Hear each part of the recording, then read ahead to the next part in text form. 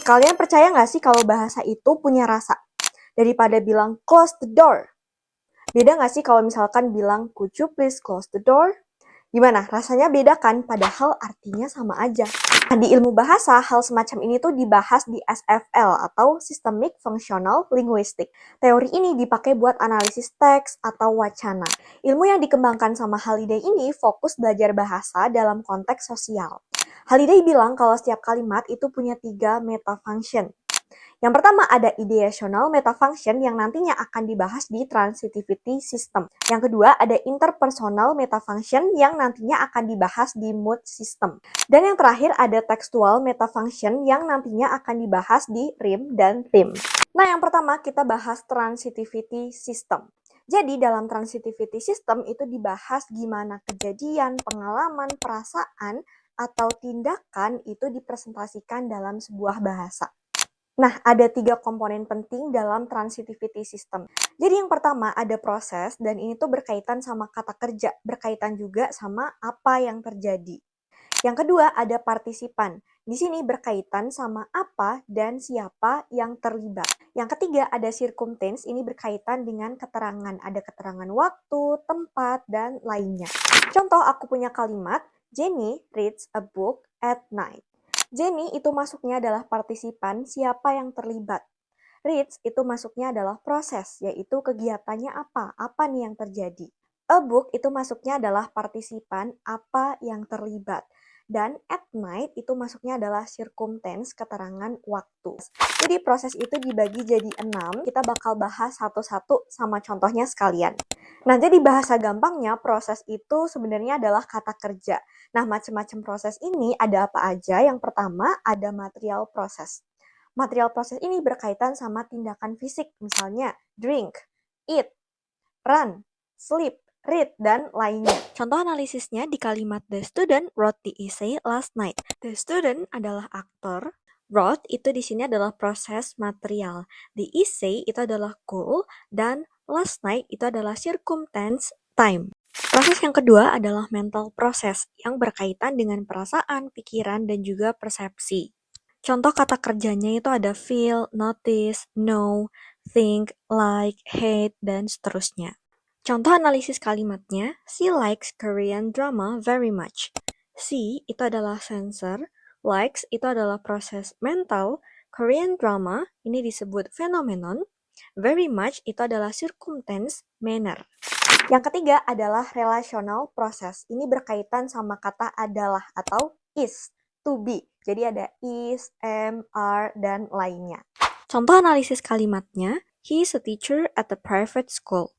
He adalah carrier, is ini adalah proses relasional, teacher adalah atribut, at a private school itu adalah circumstance, place. Yang keempat ada verbal proses, jadi kata kerja yang berkaitan sama ucapan. Contoh ada say, tell, she say the truth. She adalah sayer, say it adalah proses verbal, the truth adalah verbiage. Yang kelima ada behavioral process. Proses ini berkaitan sama perilaku manusia. Contohnya ada kata kerja kayak cry, smile, laugh. The students laughed loudly during the lesson.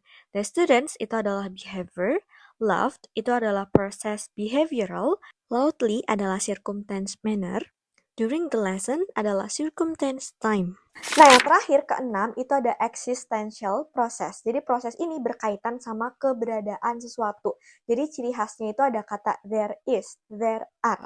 There is a problem. Is adalah proses existential, a problem adalah existent. Oke, kita lanjut lagi ke teori analisis yang kedua, yaitu adalah mood system. Jadi dalam mood system itu dijelaskan bagaimana penutur membangun hubungan sosial melalui bahasa.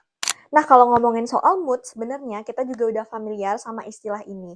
Jadi, mood itu dibagi menjadi 3, ada deklaratif, interrogatif, dan juga imperatif. Nah, dalam suatu kalimat, kalau kita analisis dari mood sistemnya, itu ada mood-nya. Nah, mood itu bagiannya ada subjek sama finite. Gabungan antara subjek dan finite ini disebut dengan mood block. Nah, sisa kalimatnya itu ada namanya residu block, yang terdiri dari predikator, komplement, dan juga adjunct. Oke, biar lebih gampang dan ada gambaran, aku bakal kasih contoh kalimat. Student will finish the task today. The student itu adalah subjek, will adalah finite, dan subjek finite ini membentuk mood block. Sisanya ada finish sebagai predikator, the task sebagai complement, today sebagai adjunct, dan mereka adalah residu block. Contoh lagi, she must submit the report right now. She adalah subjek, must adalah finite, ini adalah mood block. Nah, sisanya ada submit, itu adalah predikator, the report, complement, right now adalah adjunct. Satu contoh lagi, he is just making the dinner. He adalah subjek, is adalah finite, just adalah mood adjunct. Dan ini membentuk mood block. Sisanya ada making adalah predikator, the dinner adalah complement. Ini membentuk residu block. Nah, sebelum aku jelasin lebih lanjut apa itu theme, rhyme, dan juga gimana cara analisisnya, aku bakal kasih contoh kalimat dulu buat kalian. Kalimat yang pertama, Jack has finished his study. Jack itu adalah theme-nya, has finished his study itu rhyme-nya. Ella is 12 years old. Ella adalah theme-nya, 12 years old adalah rhyme-nya. Contoh lagi yang terakhir, Jisoo and Lisa are beautiful. Jisoo and Lisa itu adalah theme-nya, are beautiful itu adalah rhyme-nya. Sampai sini gimana? Udah kebayang belum gimana cara analisis theme dan rhyme? Jadi kalau kita lihat nih dari kalimat Jisoo and Lisa are beautiful, Jisoo and Lisa itu adalah theme-nya. Jadi theme itu adalah topik kalimat, sesuatu yang sudah diketahui. Sedangkan are beautiful ini adalah rhyme. Jadi rhyme itu adalah apa yang akan atau yang ingin disampaikan. Rhyme itu butuh theme. Kalau cuma rhyme aja, are beautiful itu nggak ada artinya. Belum berhenti sampai situ, untuk theme sendiri itu punya 3 jenis. Yang pertama ada topical theme, yang kedua ada textual theme, dan yang ketiga ada interpersonal theme. Oke, pelan-pelan kita bahas satu-satu dari topical theme dulu. Jadi topical theme itu adalah theme yang wajib harus ada. Jadi biasanya tuh berhubungan sama partisipan, proses, dan juga circumstance. Contoh, she loves reading. She di sini adalah theme-nya. Jadi she itu kan partisipannya nih. Siapa nih orangnya? Love reading itu adalah rhyme-nya. Reading books helps me relax. Reading books adalah theme-nya. Helps me relax itu adalah rhyme-nya. Yang kedua ada textual theme. Nah, biasanya textual theme ini ditandai sama conjunction. Jadi diawali kata-kata kayak however, and, but, dan lainnya. However, itu adalah textual theme, C adalah topical theme, dan dua ini itu digabung aja jadinya theme. Keep trying itu adalah rhyme-nya. And then, they left the room. And then, itu adalah textual theme. They adalah topical theme. Ini digabung juga jadinya theme.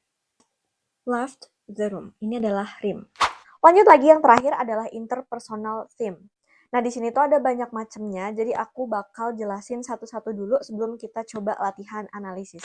Jadi ada beberapa kata yang menandai interpersonal theme, dan di sini aku coba bagi dalam kategori biar lebih mudah dipahami. Ada finite, mood adjunct, comment adjunct, vocative adjunct, dan polarity adjunct.